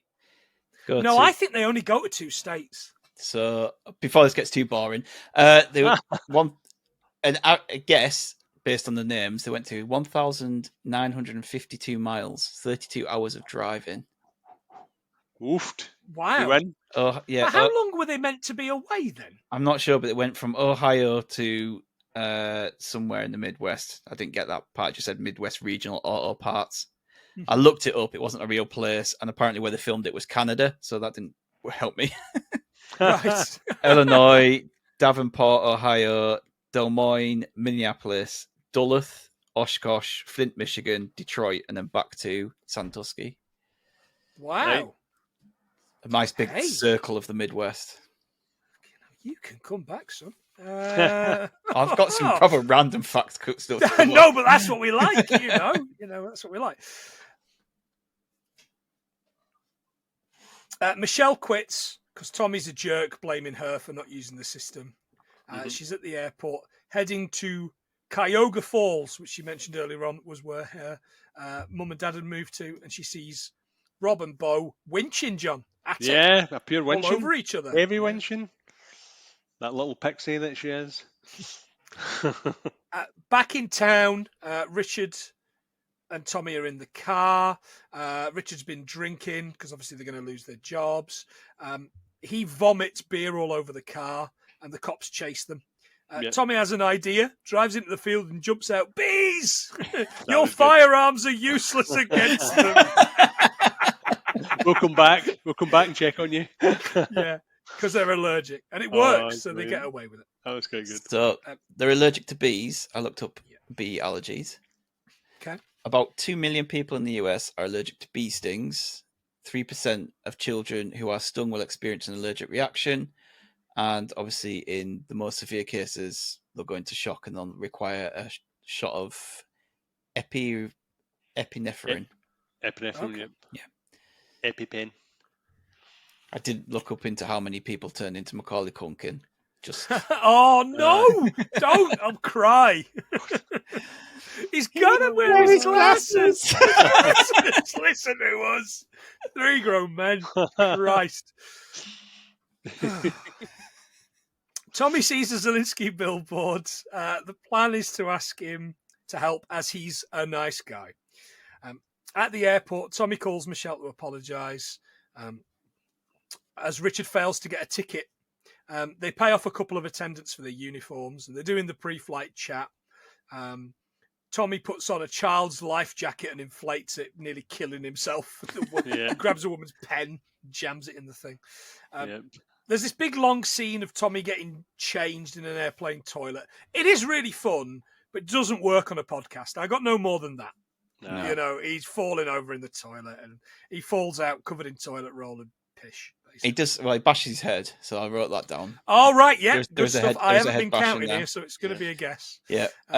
I did write some about Midwest Airlines as the airlines they get on, formerly known as Midwest Express, founded in 1983 and ceased operations in 2010 when they merged with Frontier Airlines. And life preservers.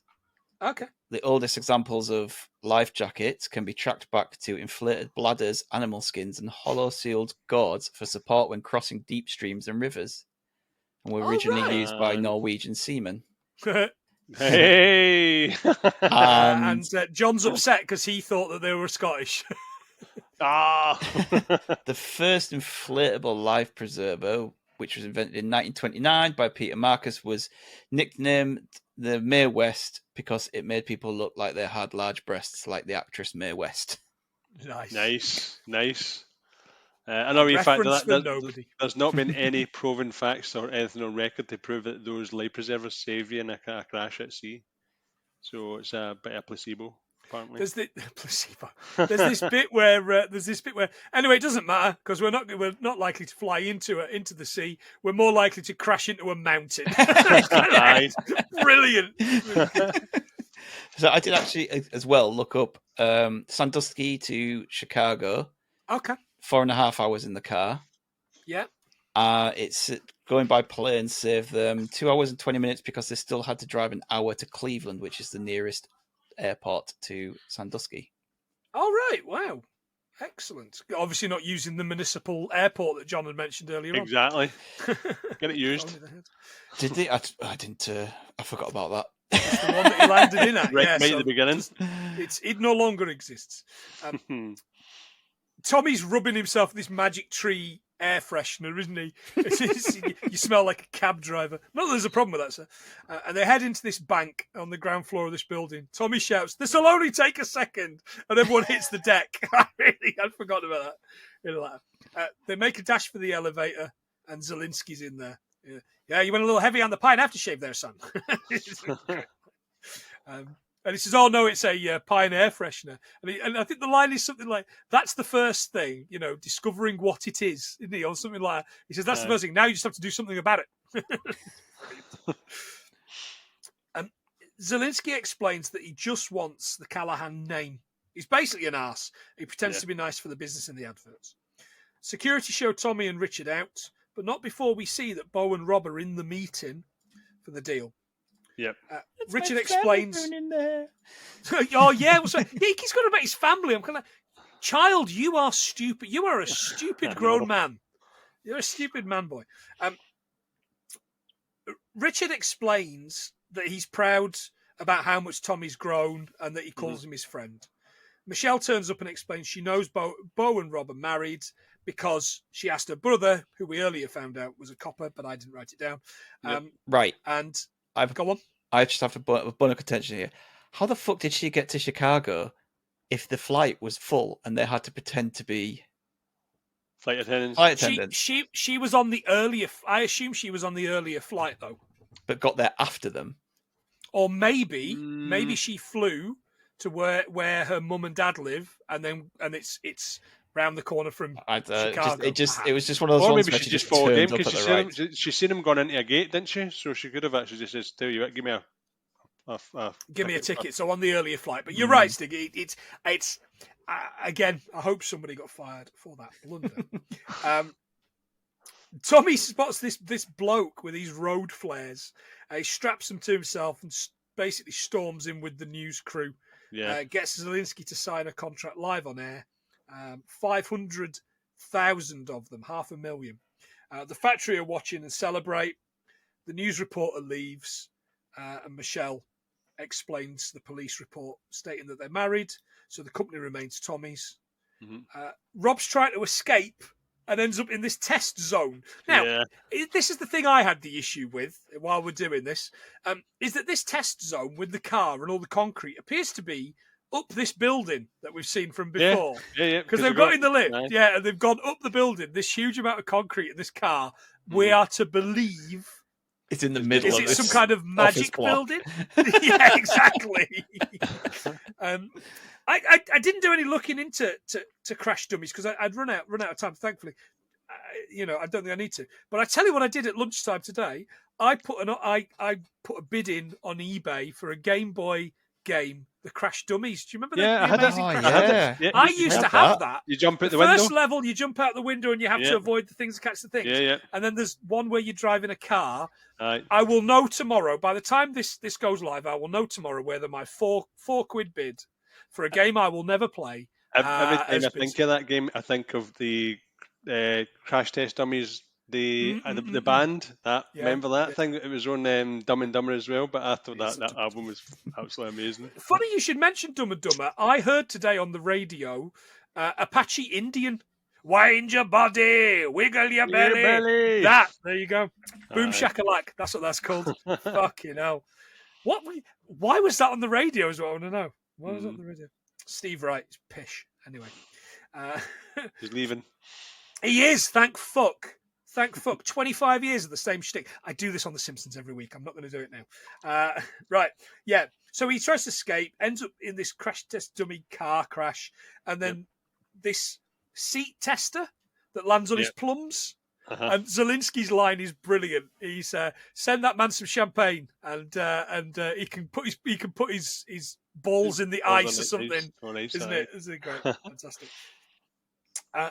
Tommy gets the girl. Michelle kisses him. And then the final scene, main scene, is he's announced as the president to the crowd. And he says, look, as long as I'm in this job, there'll always be jobs here. And then finally he's on the boat. And I loved this, especially having lost dad in the last year and a half. I love this because he's talking to his dad. I hope you're proud of me. I hope, I hope it's all working for you. But could you give us a bit of wind? Because I'm going to get to Michelle's parents for dinner. And I was like, that is lovely and sweet. I love that. Great home nice ending. And we end, and it's great. I bet, Stig, you've got millions more things. I bet you have.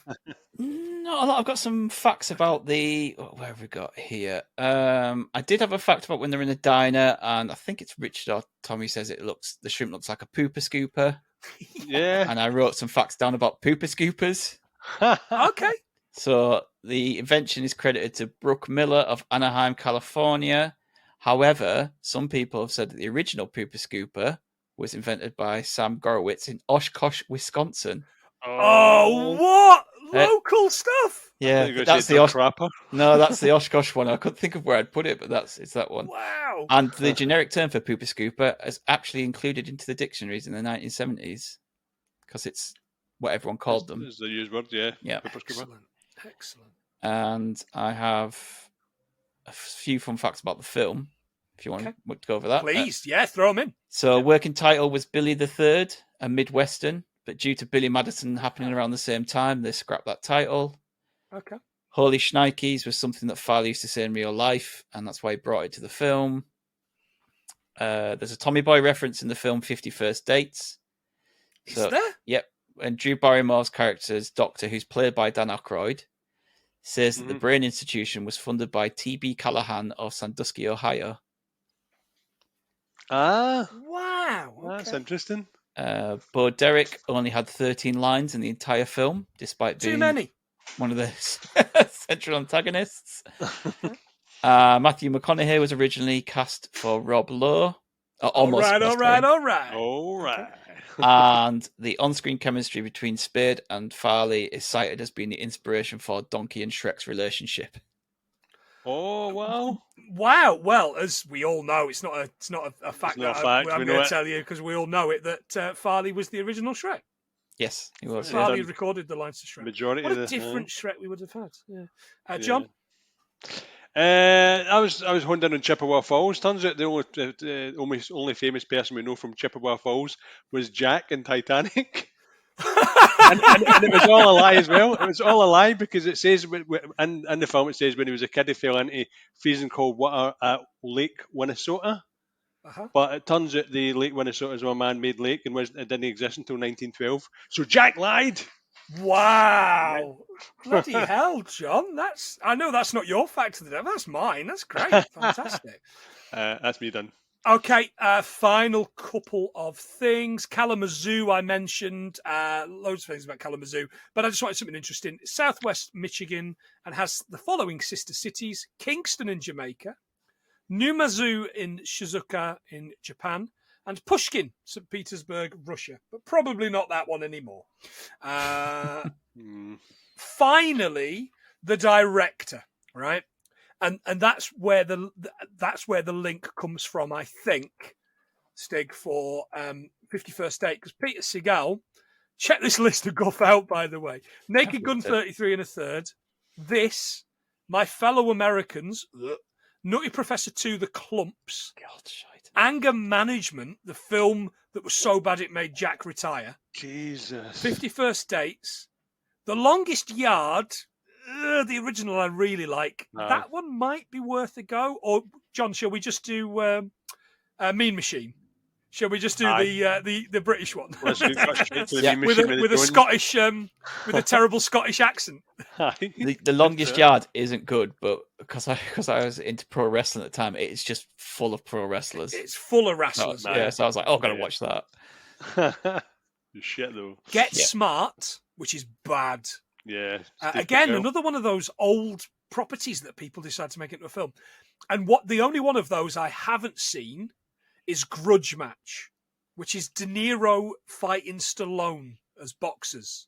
All right. Have either of you seen that? No, but I heard it's terrible. Okay, it's going on the short list for the Patron's Choice of Slightember, by the way. So, listeners, if you fancy that one, I say short list, we're going to have the biggest list of Patron's Choices for Slightember. And if it's not Copland, I'm fucking burning the podcast down. Well, you've just knackered yourself then, because no one's gonna vote for Copland. I'm not. Gonna mix up. Rick. So that guy's career doesn't exist. He's made or is making a TV show called Heels, which I can only assume is a wrestling thing. It's a wrestling thing, yeah. It's meant to be all right, actually. It's like a drama set in like the indie wrestling scene. Okay. All right. I mean, see stuff as much as I'm into it, I'd rather watch it. I'd rather have another series of Glow. Please. Yes, I'd like them to finish Glow off, the bastards. Yeah, so would I. Classic Netflix behavior. Yeah. Anyway, headshots. Go. How many headshots do you think he took in this film? Oh, right. And this includes falling through the table. I'm taking that as a headshot at the beginning because he does land hard on the floor. He does, yeah. John? He insisted actually on doing most of this stuff himself as well. So. Oh, really? Wow. Sure. And obviously did a lot of speedballs to get over it.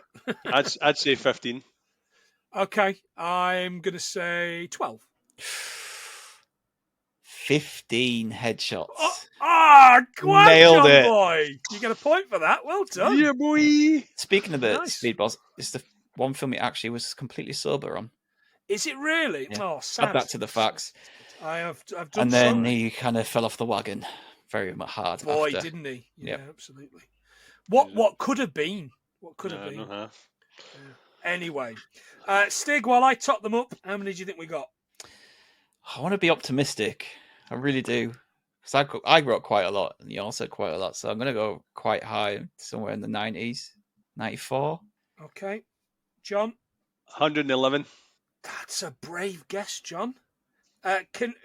Stig, can you go higher than John, please? 126. Fucking hell, 126. Well done, mate. Was it? 126, yeah. 126. 120 of which Stig bought. Yes, I know. There you go. Now, just bear in mind that is the bar that needs to be beaten by your co-hosts. None of which are allowed on. You've said the high, so you're the winner. The winner! Yes, get in. Screw those guys. Yeah, absolutely. Yeah, Gadget can come on because he's the only one that. I don't think that didn't beat Basketball, or did it? No, Basketball was 144, but I think our highest one is Forrest Gump. I think Basketball was 122 or 144. I think Forrest Gump was in the 160s, 170s. Oh, wow. Right, so that's the winner. Hang on, let me just reel off some facts about Chicago then. No, you've had you've pissed on your chips. Fantastic. Yes, of course, if you are a patron, you're not going to get any extra on this episode, but there is going to be some extra stuff coming up. Stig, do you want to reel off our patrons? Yeah, let me just get... Before you do, apologies, patrons, but I ran out of time to say something nice and new about you, so we're saying all the same stuff we said last week. So, as anyone who listens to our show will know, I will definitely do this all in one take. Oh, yeah, one take Stig. One take Stig. Never edited, honestly. Honest. Patreon shout-outs. We have newest Patreon, Paul and Sophie from SP Film Viewers, a lovely couple who review a different film every week. You'll find them on our Jurassic Park episode, which I actually listened to this week. So, good one. They're a very good one. And I think we made her feel uncomfortable about something. I can't remember what it was. Did we give her a rude quiz, Stig, of some sort? We gave Sophie a rude quiz. What was it? Sure we did. You did. I've forgotten what it was now. Which I feel terrible about because she's a lovely lass.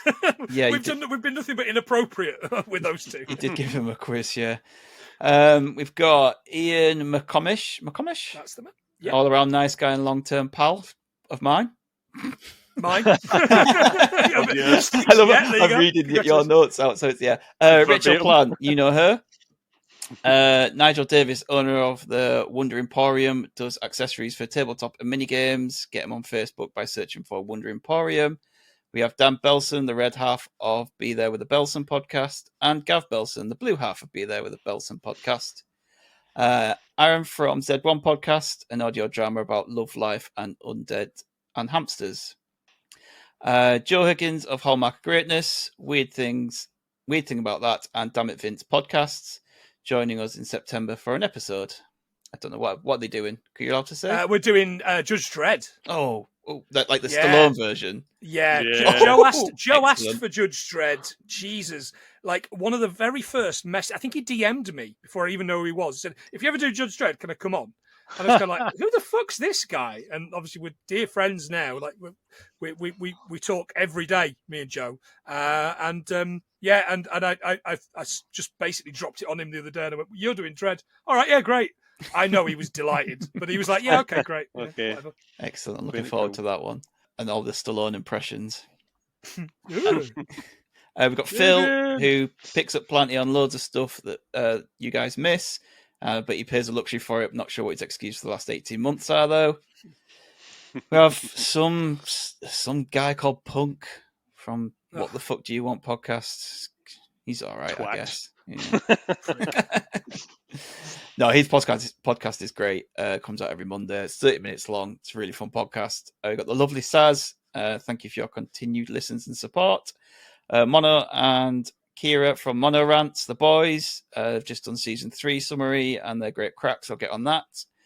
We have 3 excellent chappies from the greatest podcast you've ever heard in your life, Modern Escapism. Comes out every Thursday. Get it on your podcast feeds. We'll edit that out. We've got the sex appeal of the show. It's Biggie. We've got myself. And we've got the main man, Gadget, the editor, who we also binned off with Plenty last week. Oh, I can't believe I've been binned off, man. Ian from... I wish I was wearing Geordie jumpers. Well, it's better than Candy's Geordie impression. Yes, it is. Jesus. We have Ian from Cut Connections podcast, 3 different media links in one common thread. Gav McGill, long-term supporter of the pod and long-suffering Falkland fan. And Josh Wilson, a lovely man, terrible impressionists, great couple / family podcast, super familiar with the Wilsons. Smashing. Thank you very much to those lovely people who were helping. One take. Those lovely people who were helping us live our dream of putting the money into some savings and then probably buying some stickers with it, which we'll end up giving away anyway because we're idiots like that. We are. I don't know. It just seems like the right thing to do, doesn't it? You know, we'll eventually give you something more for your money. But we're going to give you episodes. We're going to give you loads of little things. Punk's come on to do something that we're going to be launching the next couple of weeks. And we are going to be doing some more bits and pieces that patrons, if you want to guest on one of the little mini patron episodes, let me know. Even if you're not a podcaster, if you're just some fucking bloke off the street, that would be good too. We want to support you. But Stig, thank you so much for doing all the fucking hard yards this week. Yeah, you done all the heavy lifting was done by you, Stig. Yeah, absolutely. Yeah, so go away and like an exam. Listen to his podcast. Yeah, it is, isn't it? It's hard going, isn't it? Like I really think that when we had a few weeks off, I forgot how hard this was to do. Aye. And one I don't know, but it's been a little while since we've got. This is the first time we've got over 100 in a couple of weeks, isn't it, John? Yeah, it's been it's good to chipping away. That's what happens when you got fresh. That was blood. my target. Didn't have to be the best one. I just wanted to get over 100. Yeah, you certainly did. You battered it, mate. Yeah, you battered and I can't believe Planty asked you the question about tell me something that we said in one of our podcasts, like putting you well under pressure there. No, but he's only just listened to it. Sophie? I know, but still, though, you don't do that. I only just listened to it, so it should be fresh in my mind. Problem is, I listen to so many podcasts in a week that it all meld together. Yeah, exactly. And I listened to 3 he was on. He's never laughing. I was going to say something about just say radio instead. You were going to say off the telly, weren't you? No. Transistor radio. Oh, I see. All right, Grandpa. Shut up. Do you know what? On the subject of patrons, this next week is our Patron's Choice for August. Patron's Choice 2 for August about films about films. Do you remember what it is, John? Nope. Stig, do you remember what it is? Is this Who Framed Roger Rabbit? It is. Who Framed Roger Rabbit? Me and Stig do Who Framed Roger Rabbit, and you get the fucking bin, mate. Right? Okay. I'll just get myself into some of those. Let's go. You can go on Punk's podcast instead. He's been fucking banging on about getting you on for ages, so that's what we can do. Yeah, brilliant. So cheers, Stig. Thanks again, mate. Really good. Right. It's been a little while in the making. I'm glad you bought something funny, because we don't do funny very often. Yeah. Certainly not this fucking podcast. Quite serious. Yeah. Quite serious. But we'll be back next week with Who Framed Roger Rabbit. But for now, this has been 126 things we've learned from Tommy Boy. See ya. See you guys. Bye.